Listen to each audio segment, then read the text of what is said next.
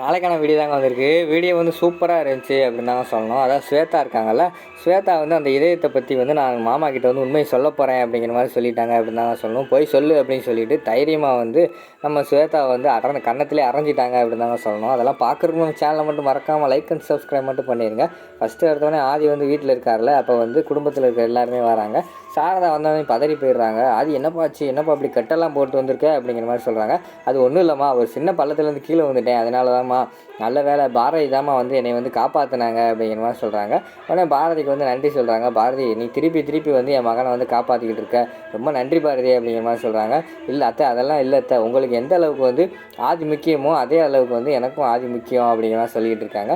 அந்த இடத்துல வந்து அறிவு அதுக்கடுத்து இவங்க இருக்காங்கல்ல, ஸ்வேதா எல்லாம் சொல்கிறாங்க. அத்தா, இதுக்கெல்லாம் காரணம் வந்து பாரதி தான் கூட்டு போய் அந்த மாமா வந்து கீழ் தள்ளி விட்டா அப்படி இப்படி என்னமோ பழி போடுறாங்க. ஏய் சும்மா இருக்க மாட்டியா, எனக்கு எல்லாமே தெரியும். பாரதி இதுக்கு முன்னாடியே வந்து ஆதியோட உயிரை வந்து காப்பாற்றிருக்கான். அதாவது ஒரு நாள் வந்து ரவுடிங்க வந்து கத்தியை வச்சு குத்த வந்தாங்க. அப்போ நான் கூட சத்தம் தான் போட்டேன். ஆனால் பாரதி தான் தன்னோட உயிரை கூட பார்க்காம அவளோட உயிரை கொடுத்து வந்து ஆதியை வந்து காப்பாற்றிருக்கா அப்படிங்கிற மாதிரி சொல்லிட்டு இருக்காங்க. இங்கே பாருங்கள், தேவையில்லாமல் வந்து இந்த பிரச்சனையை பேச வேண்டாம். எப்படியோ வந்து என்னோட மகன் வந்து உயிரோட பொழைச்சி வந்ததே பெருசாக அதை நினச்சிக்கிட்டு இருக்கேன். அதை விட்டுட்டு நீங்கள் தேவையில்லாம் பிரச்சனை எதுவும் பண்ண வேண்டாம். எல்லாம் இந்த இடத்துல வந்து போங்க, ஆதி நீ போய் ரெஸ்ட் எடுப்பா அப்படிங்கிற மாதிரி சொல்கிறாங்க. சரிம்மா அப்படின்னு சொல்லிட்டு அவங்க மாடிக்கு போயிடுறாங்க. மாடியில் போய் ரெஸ்ட் எடுத்துக்கிட்டு இருக்காங்க. அப்போ வந்து தமிழ் வராங்க. தமிழ் வந்துட்டு, அப்பா என்னப்பா உங்களுக்கு இப்படி ஆச்சு அப்படின்னு சொல்லிட்டு அழுக ஆரம்பிச்சிடுறாங்க. தமிழ், அழுகாதீங்க, பிறகு எனக்கும் அழுக வந்துடும் சரியா, அதனால் அமைதியாகவே இருங்க அப்படிங்கிற மாதிரி சொல்கிறாங்க. இல்லைப்பா, அவங்கள பார்த்தா எனக்கு ரொம்ப கஷ்டமாக இருக்குது, நான் அவங்கள ரொம்ப மிஸ் பண்ணேன் அப்படிங்கிற மாதிரி சொல்கிறாங்க. நானும் உங்களை ரொம்ப மிஸ் பண்ணேன் அப்படிங்கிற மாதிரி வந்து ஆதி சொல்கிறாங்க. அப்பா இனிமேல் நான் உங்களை தான்ப்பா பார்த்துக்க போகிறேன் அப்படிங்கிற மாதிரி சொல்கிறாங்க. பக்கத்தில் வந்து பாரதி இருக்காங்க. பாரதி, கேட்டிங்களா, என் பொண்ணு என்னை பார்த்துக்குருவா, இனிமேல் நீங்கள் எனக்கு தேவையில்லை அப்படிங்கிற மாதிரி சொல்கிறாங்க. என்னமோ பொண்ணு அப்பாவும் பேசிக்கிட்டு இருக்கேன், நான் போய் உங்களுக்கு சாப்பாடு எடுத்துகிட்டு வரேன் அப்படின்னு சொல்லிட்டு சாப்பாடு எடுக்கிறதுக்காக வந்து பாரதி போயிடுறாங்க. சாப்பாடு கொண்டு வந்தோடனே சாப்பாடையும் வாங்கி வந்து நம்ம தமிழ் தான் ஊட்டி விடுறாங்க. ரெண்டு பேரும் மாற்றி ஊட்டி விட்டுருக்காங்க. அதுக்கடுத்து வந்து தமிழ் வந்து சொல்கிறாங்க, அம்மா அப்பாவுக்கு போய் ஜூஸ் கொண்டு வா அப்படிங்கிற மாதிரி சொல்கிறாங்க. சரின்னு சொல்லிவிட்டு நம்ம பாரதியும் போய் ஜூஸ் கொண்டு வந்து ஜூஸ் எல்லாம் குடிச்சிக்கிட்டு இருக்கிற மாதிரி காட்டிக்கிட்டு இருக்காங்க. நம்ம இவங்க இருக்காங்கல்ல, நம்ம சாரதா வந்து ரூமில் வந்து ரொம்ப டல்லாக இருக்கிற மாதிரி காட்டிக்கிட்டு இருக்காங்க.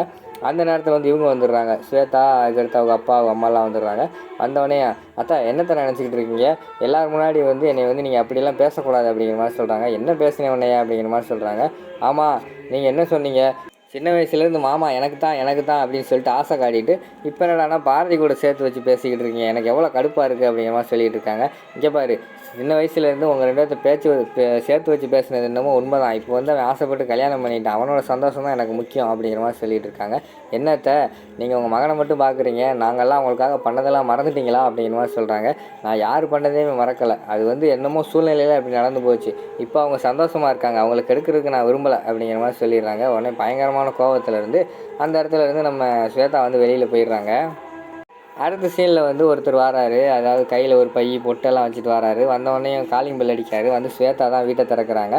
அம்மா இங்கே ஸ்வேதா யாருமா அப்படிங்கிற மாதிரி கேட்காங்க. நான் தான் ஸ்வேதா, என்ன விஷயம் அப்படிங்கிற மாதிரி சொன்னோன்னே, எல்லாமே நல்ல விஷயம் தான்மா, வீட்டுக்குள்ளே வாமா, வீட்டுக்குள்ளே போய் உட்காந்து பேசுவோம் அப்படின்னு சொல்லிட்டு வீட்டுக்குள்ளே போகிறாங்க. வீட்டுக்குள்ளே போய் சோஃபாவில் உட்காந்துக்கிட்டு, நீங்கள் யாருக்கு முதல்ல என்ன விஷயம் அதை சொல்லுங்கள், என் பேரை கேட்டு வந்திருக்கீங்களே, நான் தான் இது கேட்கணும், என்னென்னு சொல்லுங்கள் அப்படிங்கிற மாதிரி சொன்னோடனே, அம்மா இருமா, நீ அழகாக இருக்கியம்மா, போட்டால விட நீ நேரில் அழகாக இருக்கியா அப்படிங்கிற மாதிரி சொன்னோடனே ஸ்வேதா வந்து என்னது அழகாக இருக்கணும், என்ன நினச்சி பேசிக்கிட்டு இருக்கீங்க நீங்கள் அப்படிங்கிற மாதிரி வந்து ஸ்வேதா சொல்கிறாங்க.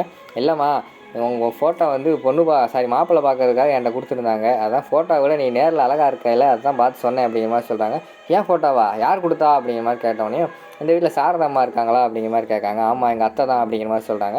அவங்க தான் உங்களுக்கு வந்து மாப்பிள்ளை பார்க்க சொல்லி கொடுத்துருக்காங்க, விதவிதமாக ஃபோட்டோ எடுத்து வந்திருக்கேன், இந்தாங்க பாருங்கள் அப்படின்னு சொல்லிட்டு நிறைய ஃபோட்டோவாக எடுத்து வைக்காங்க. இதெல்லாம் ஒழுங்காக எடுத்துகிட்டு போங்க அப்படிங்கிற மாதிரி வந்து ஸ்வேதா சொல்கிறாங்க.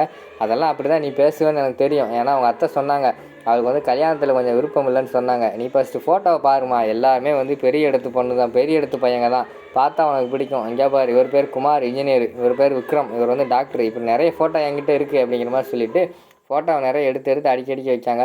இங்கே பாருங்கள், எனக்கு அதெல்லாம் பிடிக்கல, அந்த ஃபோட்டோவை எடுத்துகிட்டு போங்க அப்படிங்கிற மாதிரி வந்து ஸ்வேதா சொல்கிற மாதிரி காட்டிக்கிட்டு இருக்காங்க. ஆமாம், இப்படியே பிடிக்கலன்னு சொல்லிக்கிட்டு இருந்தால் என்ன அர்த்தம், ஃபோட்டோவெல்லாம் நான் இங்கே தான் வச்சுட்டு போக போகிறேன், எல்லா ஃபோட்டோவையும் நீ அதுக்கடுத்து நான் போன பிறகு எடுத்து பாரு, அதுக்கடுத்து உனக்கே பிடிக்கும், அதுக்கடுத்து என்னை கூப்பிடு அப்படின்னு சொல்லிட்டு அந்த இடத்துல இருந்து அந்த புரோக்கர் வந்து போயிடுறாங்க. பயங்கரமான கோவம் வந்துடும் ஸ்வேதாக்கு. அப்படியே அங்கே அந்த ஃபோட்டோவெல்லாம் தூக்கி விட்டு எரிஞ்சிடுறாங்க. அதுக்குள்ளே இருக்கிற பொருளெல்லாம் உடைக்க ஆரம்பிச்சிடுறாங்க. உடனே அங்கிட்டு இருந்து அறிவு சாரதா எல்லாருமே அந்த இடத்துக்கு வந்துடுறாங்க. வந்தவொடனே என்னம்மாச்சு என்னாச்சு அப்படிங்கிற மாதிரி சொல்கிறாங்க. என்ன ஆச்சா அதை வந்து நீங்கள் உங்கள் அக்கா கிட்ட கேளுங்க அப்படிங்கிற மாதிரி கத்துறாங்க ஸ்வேதா. அக்கா என்னக்கா என்ன சொல்கிறா அப்படிங்கிற மாதிரி வந்து அறிவு கேட்காங்க. இல்லைப்பா எத்தனை நாள் தான் அவன் தனியாக இருப்பா, வீட்டில் ஒரு பொண்ணு காலகாலத்தில் நல்லது பண்ண வேண்டாமா அப்படிங்கிற மாதிரி சொல்கிறாங்க. அக்கா என்ன சொல்கிற புரியலை அப்படிங்கிற மாதிரி சொன்னோடனையும் ஸ்வேதாக்கு தான்ப்பா ஒரு கல்யாணத்தை முடிச்சு வச்சுருவோம் அப்படிங்கிற மாதிரி வந்து நம்ம இவங்க சொல்கிறாங்க, சாரதா சொல்கிறாங்க. உடனே அறிவு வந்து சொல்கிறாங்க, அக்கா என்னக்கா விளாட்றியா, சின்ன வயசுலேருந்து மாமா தான் உனக்குன்னு ஆசையை காட்டிட்டு இப்போ வேறு கல்யாணத்தை பண்ண சொல்கிறேன் அப்படிங்கிற மாதிரி சொல்கிறாங்க. ஆமாப்பா ஆசையை வளர்த்தேன், ஆனால் இப்போ ஆதி வந்து புது வாழ்க்கையை ஆரம்பிச்சிட்டான், இனிமேல் அவனை வந்து டிஸ்டர்ப் பண்ணக்கூடாது, இவளுக்குன்னு ஒரு வாழ்க்கையை அமைச்சு கொடுப்போம் அப்படிங்கிற மாதிரி சொன்னோடனையும் நம்ம ஸ்வேதா வந்து டென்ஷன் ஆகிடுறாங்க. அத்தா என்னத்தை எல்லாத்தையும் மறந்துட்டீங்களா, என்னை தனியாக பிரித்து விட்டுலான்னு பார்க்குறீங்களா, மாமாக்காக நம்ம என்னென்னலாம் பண்ணோம் எல்லாத்தையும் போய் சொல்லட்டா அப்படிங்கிற மாதிரி சொல்கிறாங்க. உடனே நம்ம சாரதாவுக்கு வந்து பயங்கரமான கோவம் வந்துடுது. என்னத்தை சொல்ல போகிற சொல்லு அப்படிங்கிற மாதிரி சொன்னோடனையும் ஆமாம் இது மாமாவோட உடம்புக்குள்ளே இருக்கிற இதை யார் என்னென்னு எல்லாத்தையும் நான் சொல்ல போகிறேன் அப்படிங்கிற மாதிரி வந்து ஸ்வேதா சொல்கிறாங்க.